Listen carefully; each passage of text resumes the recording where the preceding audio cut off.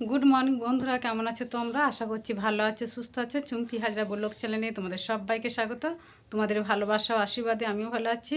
आमार पुरो भिडियोटा देखार अनुरोध रइलो तोमादेर काछे। यदि भालो लागे पाशे थेके सापोर्ट करो अवश्यई चैनेलटा साबस्क्राइब। चा खाওয়া হয়ে গেছে আমি অনেকক্ষণ কিন্তু দাঁড়িয়ে আছি। দাঁড়িয়ে বসে থেকে মানে শীত করছে, কাজে লাগতে পারছি না। কিন্তু কতক্ষণই বা দাঁড়িয়ে বসে থাকবো, কাজ তো করতেই হবে, বেলা যাচ্ছে যে। আর আজকে শীত বলতে কুয়াশাটা তেমন আসেনি, খুব হালকা এসেছে, সূর্য উঠে পড়েছে। চলে ওই ঝটপট কাজে লেগে পড়ি, কাজগুলো করে নিই। কাজ যখন করতেই হবে বাবা, দেরি করে কী লাভ, আর কতক্ষণ বসে থাকবো, তাই না। আমি আমার কাজে লেগে পড়েছি। তো বিচ্ছুরামকে খেতে দিয়ে দিয়েছি, তারপর ঘর ফিরে ঝাঁট দিয়ে উঠোনটা ঝাঁট দিয়ে নিচ্ছি। আর নাচ দেওয়ারটা আমার শাশুড়ি মা সকালবেলাতে উঠি গোবর জল ছড়া নেতা দিয়ে ঝাঁট দিয়ে গেছে, তাই নাচ দেওয়ারটা ঝাঁট দেবো না, উঠোনটা ঝাঁট দিয়ে এই ঘর দুটো ঝাঁট দিয়ে নেবো, তাহলেই হবে। ঝাঁট দেওয়া কাটাটা শেষ হয়ে যাবে, দিয়ে তারপরে গিয়ে অন্য কাজগুলো বাকি সব কাজগুলো করব।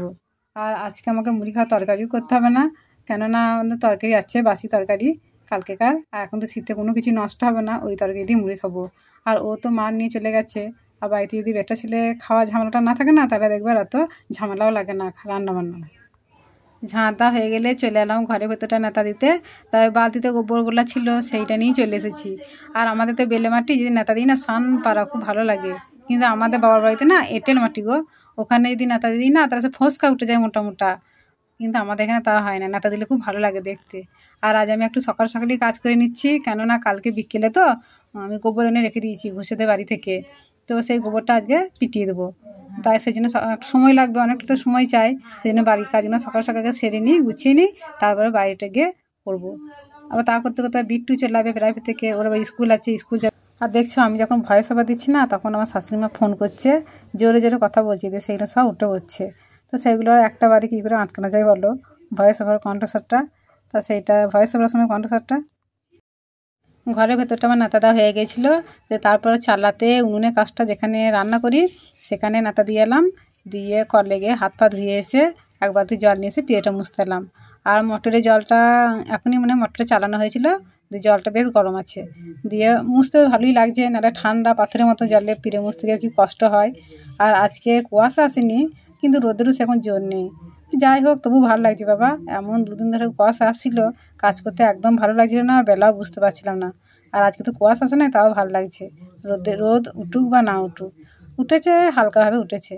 তো আমার পিঠে মুছা হয়ে গেলে, বাসন ছিল অনেকগুলো, সব বাসনগুলো ধুয়ে মাজা হয়ে গেছে, দিয়ে এবার কলতলাটা ধুয়ে নিচ্ছি। আর দেখছো কলতলাটা ভালোই শ্যাওলা হয়েছে, তাই না। দুদিন ধরেই ভাবছি যে মাজা আর হচ্ছে না। বিয়ের আগে এই কাজ কখনোই করিনি, বিয়ের পর সংসার করতে গিয়ে এই কাজটা এখন ভালোই রপ্ত করে ফেলেছি। প্রথম তো একদমই পারতাম না দিতে, তো তবুও মানে হাল ছাড়ি নাই, দিতে এখন ভালোই শিখে গেছি। দেখো ভালোই দিতে পারছি টপ টপ করে। আর ঘুরতে তো পোড়াবো তো, আমি কি বাজারে বিক্রি করতে যাবো, একটু টেরা বেঁকা হলি বা ক্ষতি কী। আর একদিকে ঘুটে দিচ্ছে আর ছেড়ে পড়ছে, আবার সেগুলো ঘুরিয়ে আবার দিয়ে দিচ্ছি। তো এই হচ্ছে আর কি। আর এই দেয়ালটা না ভালোই রোদ থাকে, রোদে দাঁড়িয়ে দিচ্ছি। আর রোদ ওই যে হালকা হালকা ছায়া চলে আসছে না, রোদে তো জোর নেই, হালকা হয়েছে। গোবরে আমার সব ঘুটে দেওয়া হয়ে গেল। আর গোবর নয়, একটুখানি গোবর আছে, গোবরটা রেখে দেবো দৌড়ে জল দেওয়ার জন্য। সকালবেলা তো দৌড়ে জল দিতে হয় না, সেই জন্য রেখে দেবো। আর গোবর আমি অনেকটা করে নিয়ে আসি, 5 ঝুড়ি 4 ঝুড়ি 5 ঝুড়ি করে নিয়ে আসি, কিন্তু এবারে আনতে গিয়ে পাইনি গো। দিয়ে 2 ঝুড়ি পেলাম, তো সেইটাই নিয়ে চলে এলাম, দিয়ে দিলাম। আমার একটাও ঘুটে নেই, রান্না করতে অসুবিধা হচ্ছে। ঘুরতে আমার সব দেওয়া হয়ে গেছে, দিয়ে চলে এসেছি কলতলায় কাচতে। তো আজকে আমার জামা কাপড় বেশি ছিল না, আমার ছেলে জামা প্যান্টটা ছেড়ে রেখে দিলে, সেইটাই আমি মাখিয়ে রেখে দিয়েছিলাম, ভিজিয়ে রেখে দিয়েছিলাম, এখন কেচে নিলাম কলেতেই, দিয়ে এবার মেলে দিচ্ছি। ঘাটা যায়নি কেউ, অল্প বলে 2 না 3টে আছে জামা প্যান্ট, সেই জন্য ঘাটা যায়নি। জামা কাপড়গুলো কাচা হয়ে গেছে। দিয়ে দেখো সেই নেতা দিয়েছিলাম, নেতাগুলো পিড়িয়ে মুছা, তারপরে ঘরে নেতা দেওয়া নেতাগুলো আর ছাই নোংরা যেগুলো থাকে সেইগুলো সব বাইরে নিয়ে গিয়ে ফেলে দিয়ে এলাম, আর ধুয়ে নিয়ে এলাম বালতিটা। তো চান করা মুড়ি খাওয়া হয়ে গেলে রান্না বসিয়ে দিয়েছি, উনুনে তো ভাতটা হচ্ছে। আর পিড়েতে বসে বসে আমি কি রান্না করবো সেগুলি কেটে নিচ্ছি। তো আজকে রান্না হবে ডিম দিয়ে আলু দিয়ে ঝোল, আর আলু ভাজা, শাক, বেগুন ভর্তা, এসব হবে। আর তরকারিগুলো আমি সব গ্যাসেতেই করবো, আর ভাতটাই শুধু উনুনে করে নিচ্ছি। জ্বালানোর সেরকম ব্যবস্থা নেই, ঘুটে নেই, সেই জন্য এই ঘুটে শুকুবে, তবে তখন আবার ভাত তরকারি সবই উনুনে হবে। আর আজকে চান করার সময় মাথাটা চান করেছিলাম, দিয়ে খুব শীত হয়ে গেছে, দিয়ে দেখো চাদর ঢাকা নিয়ে নিয়েছি। আর এই শীতেতে সবসময় ঢাকা নিয়ে থাকছি তো, দিয়ে বেশি অম্বল গ্যাস হচ্ছে বলে মাথাটা চান করলাম।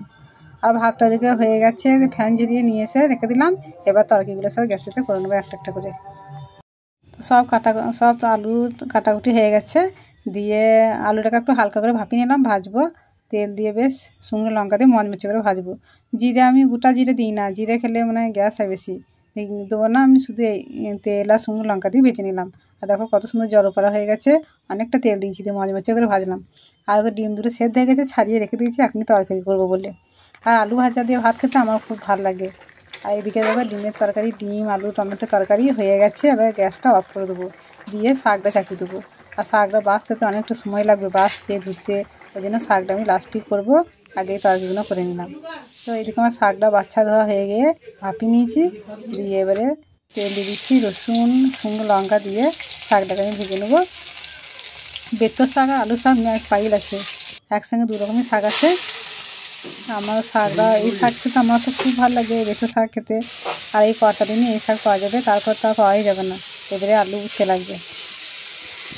এই শাক খাওয়ার জন্য আবার 1 বছর অপেক্ষা করতে হবে। আর আমি ওকে বললি প্রত্যেক দিন নিজে মাছ যখন যাচ্ছ অল্প অল্প করে নিয়ে আসবে, কেন ভালো লাগে আমাদের এই শাক খেতে, কিন্তু আনতে চায় না। বলে আমার কাজ করে খুব কষ্ট হয়, আলামারা হয়, পরিশ্রম হয়, আর আমি ওই মাজা ঠাড়ো করতে পারি না রয়ে। আর আমি ওই আর আমি কোমর মানে হেঁট হয়ে আর শাক তুলতে পারবো না, সেই কথাটাই বলে। তো তরকারিগুলো আমার সব হয়ে গেছে, ভাত বেড়ে বেড়ে দিচ্ছি আমি। আর ও দেখো বেগুন ভর্তাটা বানাইছে, দিয়ে আমার দেখাইছে হয়েছে। আমি বলছি হ্যাঁ হ্যাঁ হয়েছে, নাও। দিয়ে দেখো ভাত বেড়ে দিচ্ছি, ও নিয়ে এবারে খেতে বসে পড়লো। এবার ছেলেটাকে দেবো, তারপর আমি খাবো। আর আমাদের খুব খিদেও পেয়ে গেছে তিনজনেরই, অনেকটা বেলাও হয়েছিল, তাই খিদে পাবে না। বিকেলবেলায় একটু বসে আছি দুয়ারেতে, আগে দেখো তখন গোবরগুলো দিলাম, একটু একটু শুকিয়েছে। এর মধ্যে তো শুকাবে না, 10 দিন লাগবে শুকতে। এখন তো তেমন রোদের জোরই নেই, শীতকালের দিন। আর দুপুরবেলা ভাত খেয়ে শুয়েছিলাম, একটু থালা বাসনগুলো ধুয়ে নিয়েছিলাম, দিয়ে শুয়েছিলাম। তা ঘুমাবো বলেই শুয়েছিলাম, কিন্তু ঘুম আর হলো না। ফোন দেখলাম, ফোন দেখে টাইমটা কাটিয়ে দিলাম। তারপর উঠে কটা জামাকাপড় ছিল তাদের তুললাম, দিয়ে ঝাঁট দিয়ে একটু চুলটা আঁচড়ে নিলাম, দিয়ে একটু দুয়ারে বসে আছি। তো সন্ধ্যে টাইম হয়ে এসেছে, আর একটু করে সন্ধ্যে দেবো। তো ভিডিওটা আজকে এই পর্যন্তই, দেখা হচ্ছে আগামী পর্বে। সবাই সুস্থ থাকো, ভালো থাকো, সবাইকে টাটা।